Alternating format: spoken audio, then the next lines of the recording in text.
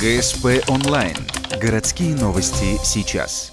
Четверг, 12:00. Свято-Стефановский храм. Подведение итогов литературного конкурса и рождественская выставка.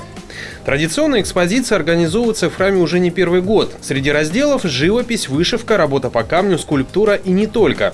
По словам отца Евгения, выставка в этом году стала народной. То есть, если раньше среди авторов было немало уже сделавших себе имя, то теперь больше работ неизвестных людей. Также привычно много детского творчества. Подчас оно может быть немного наивно, но чего не отнять – это движение мысли.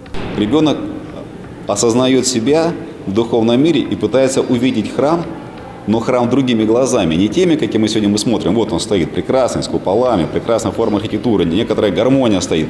Ребенок пытается рассмотреть храм внутри самого себя, и этот храм пытается изобразить на рисунке. Вот это для меня наиболее важное значение, потому что ребенок сегодня сам себя видит так, как об этом говорит апостол Павел. Вы храм живущего в вас духа. И вот это духовное состояние, которое находится внутри, которое пытается выйти наружу, ребенок изображает на бумаге. Открытие выставки одновременно повод подвести итоги литературного конкурса. Его организатор – духовно-просветительский центр «Сретение». Суть – школьникам от 7 до 18 лет предлагается написать сочинение или исследовательскую работу о сути православных праздников. В этом году на конкурс представили порядка 30 работ, но часть не выдержала отсев. Учитывается как богатство языка автора, так и понимание поставленной задачи. Вот, например, в чем суть Рождества?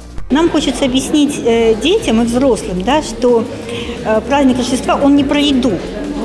То есть в основном очень много сочинений, особенно маленький возраст, что они готовят, сколько блюд они ставят на стол, какая-то такая кулинарная книга кулинарных рецептов. Сейчас стало поменьше, но в основном присутствует.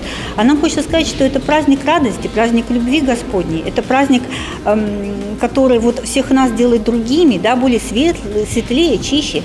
На открытии выставки победители конкурса получили награды. Пока планы на будущее обсуждать рано. Однако, возможно, организаторы расширят границы и предоставят возможность проявить себя не только школьникам, но и молодым литераторам в других форматах.